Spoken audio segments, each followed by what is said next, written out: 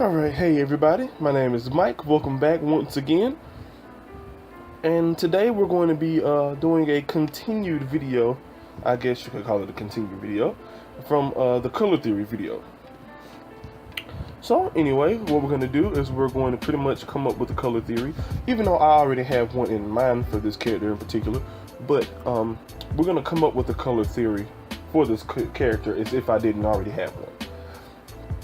So, you know, just real quick to say, this character is my personal OC. His name is Indra, and he's from my comic series Echo, which you all will, I will post a video about that sometime soon, because I am currently working on that. That's my current project of now. Yes, words.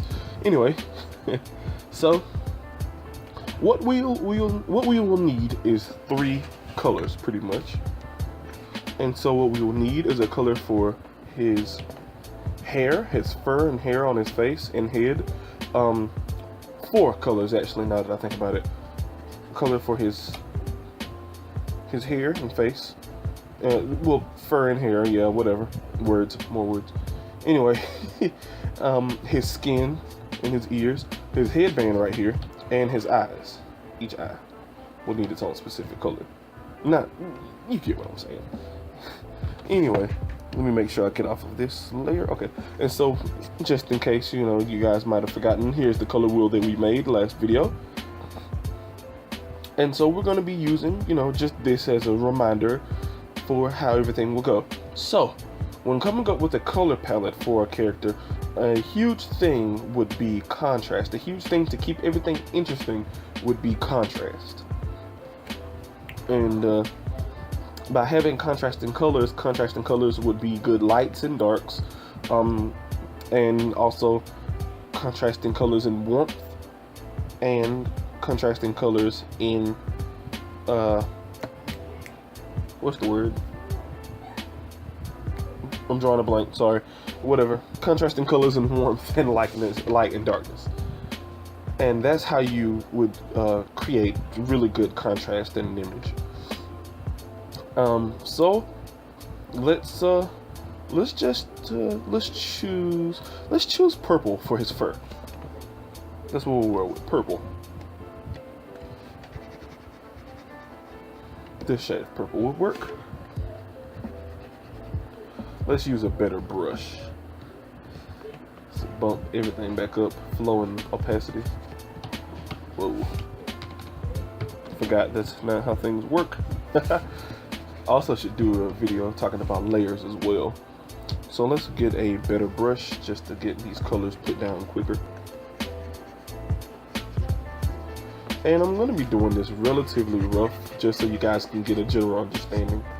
Because I would obviously, if I was doing a colored image, I would take my time a lot more. So we're going to be pretty much just rolling with flats here. Just flat mid-tones. Okay.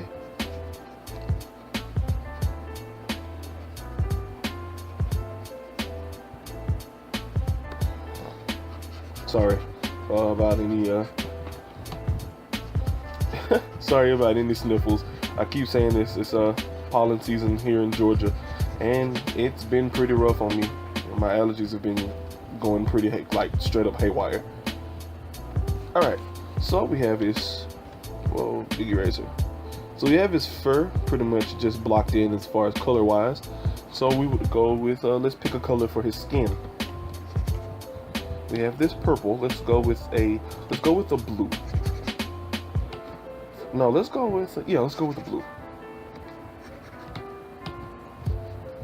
Let's get that other brush. I switch brushes constantly for different effects. Let's go with that shade of blue. That shade of blue works perfectly. Or a pigment of blue, sorry. Alright, erase this.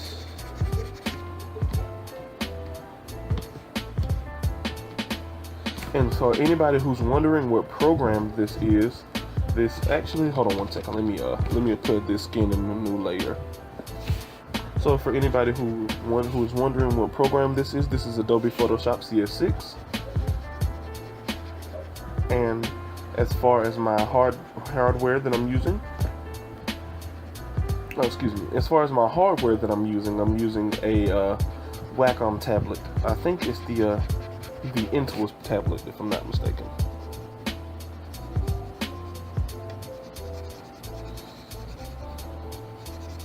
Let's go ahead and increase the size of this brush. I was only careful around the eyes because I don't like getting blue stuff in the eyes, you know, it's weird. Okay. Alright, let's make sure.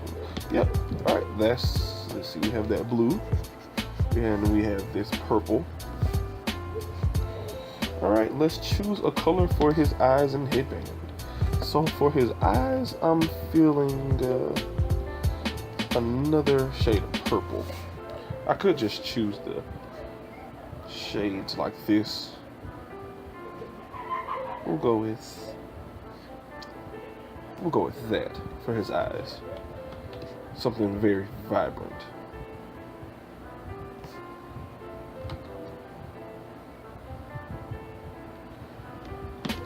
Cool. And now we just need one more color for his headband. And let's go with a pink. Keep within the theme and everything here.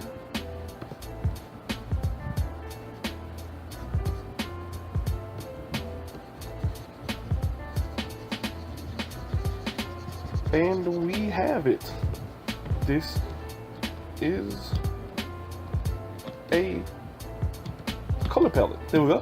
A basic color palette for a character. So obviously, you know, you would go back through and you would have had your shadows, and then where you would have your shadows, obviously you would have your highlights to get your lights and darks in, and that's how you would create some good contrast. The only downside to this is that with this image, this is the most boring, non-contrasting image I've ever seen in my life. And I chose that on purpose just to show you, like, the importance of, you know, knowing how to mix good warm colors with some cold colors. And so here we are. This is an atrocity, almost, pretty much. This is pretty bad. You know, the purple for the hair wasn't necessarily bad. You know, that lavenderish color for the hair is pretty good. But you would want to, you would want to have something other than this blue skin, pinkish purple, hot pink eyes, and this purple headband. You know, it's not gonna work out too well. So, let's try this again with the good color palette. We'll just delete these two layers, and we'll add a new one. And let's come up with a different one. So for the hair, I'm feeling actually a red, but not like an actual shade of red. A very maroon-esque color. Yeah, this would work. So again, you know, not being all any kind of fancy here.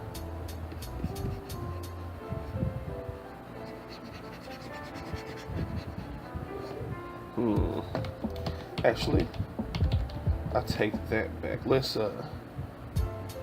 lighten it up a little bit. Let's make it like, yeah, something like that. That reads a little bit better. So just color this in real quick. Nothing in particularly amazing here. Just kind of toss the colors on, really.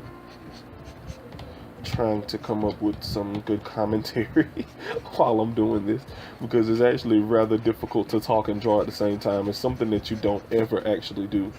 Well, there's something that I know that I don't ever actually do. Whatever, color's in. And so here's the basic color scheme here. And this color is actually almost like a cooler colored brown. Like if you were to mix some brown and purple a little bit, which is kind of interesting. I might end up keeping this color actually. After I do this color palette. This will be a good proper color palette, and then I'll mix together. Not mix together, but then I'll show you guys the actual color scheme that I have for them. So let's see here. I don't want to go too outlandish with all the colors, so let's we'll choose red, and we might go for just a straight up flesh tone here. Flesh tones work.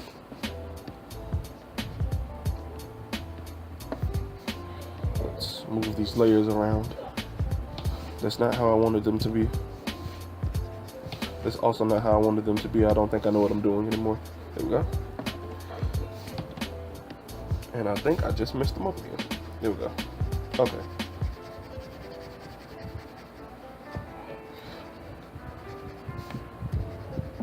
So this will work for the flesh tones. Let's just get rid of the gunk in the whites of the eyes. Actually, let's get rid of that altogether. Now,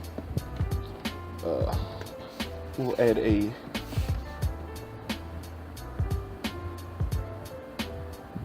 darker shade of green. We might actually bring that down to the warmer side just a tad bit, because the drawing feels a little bit cold. Yeah, that feels pretty nice. I actually really like this color palette. It's pretty nice. And so, since it's still on the colder side, we have a few.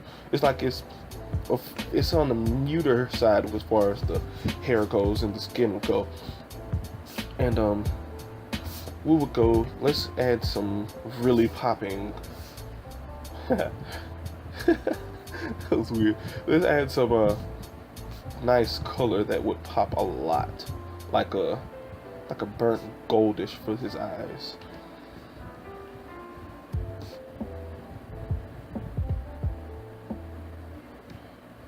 Now that, in my opinion, is pretty good. Let's get that. That's better. Yeah, that, in my opinion, is pretty nice. Because you have, I feel what would be a decent balance, because the majority of the actual painting or drawing is a coldish, brownish color. And so since the majority is a coldish brown, you would want to have some accents of warmth to break it up and make it feel better. Which I think we've accomplished. I think it looks pretty nice. Oh, wait, I forgot to add the color for his eyebrows. Whoops. Now it looks better. But anyway, so you guys pretty much basically get it. The basic understanding of the mixing between warm and cold colors to get some good contrast going. And so from here, you know what, I don't, no, I'm gonna add my normal color scheme. But I would definitely actually save this, because I like this, and I might use this for another character.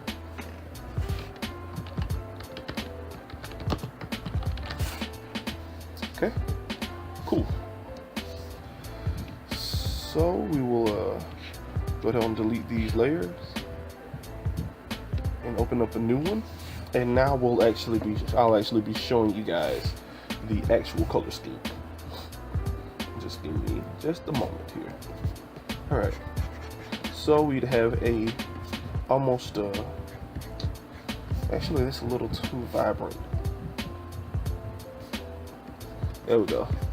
Again, an actual almost maroonish color for his hair. I wouldn't even say really maroonish, more so just kind of a dark red.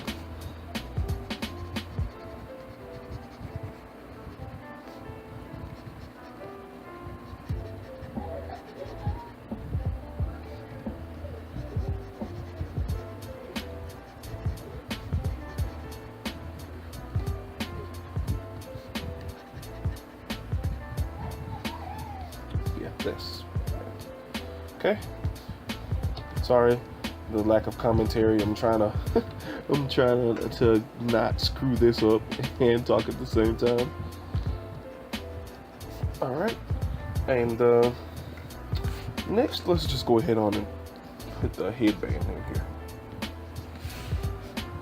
And the headband is a pretty warm shade of brown.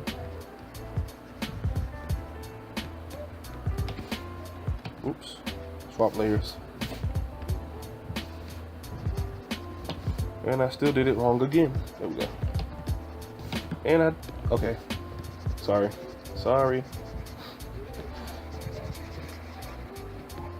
Pretty warm shade of brown. Yep, that's nice. And onto the skin. And so from here,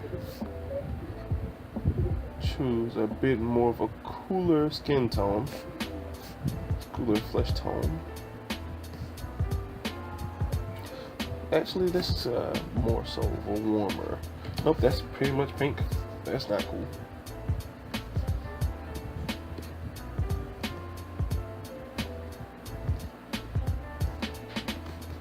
Let's try that. Yeah, that'll work.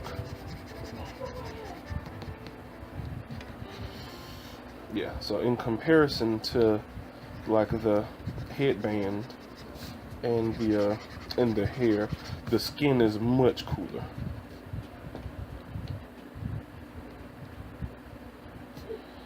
And so for the eyes, again, I would like to have like some very energetic eyes to complement his energetic personality. So we'll go with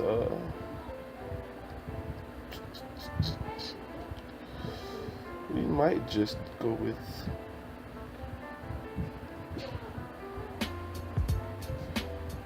like a goldish color again. I like that. Brush. It's pretty much yellow. Okay. So just dial that down with some orange.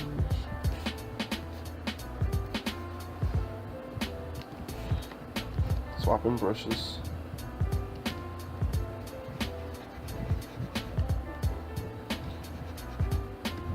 Oops.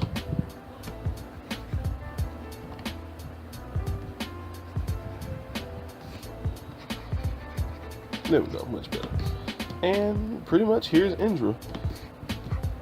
Complementing, the contrasting colors would be the skin tone from the actual fur. And what I find interesting is kind of just a close-up. Look how these two warm colors beside each other make both of these colors look pretty warm, while in comparison these two, this warm and this cool color beside each other, almost makes it this look a little bit less warm, and it makes it look for a split second like two different colors. But yeah, so that's just pretty much generally understanding some color theory. And again, from here, I would normally just take the color and choose a more vibrant or darker and vibrant shade of that color, and add in some shadows here and there, all over the place, whatever. Normally I would actually put more thought into this, but whatever. Add some darker color around the edges. Let's insinuate that this is a 3D thing. And the reason why this is brown is because it's made of wood, just in case anybody's asking or wondering. So anyway, yeah, you guys get the general understanding of what's going on here. So anyway, thank you guys for checking out my tutorial on some color theory here. I really hope you guys did enjoy it. And my name is Mike. Thank you guys for watching, and I will see y'all next time. Peace.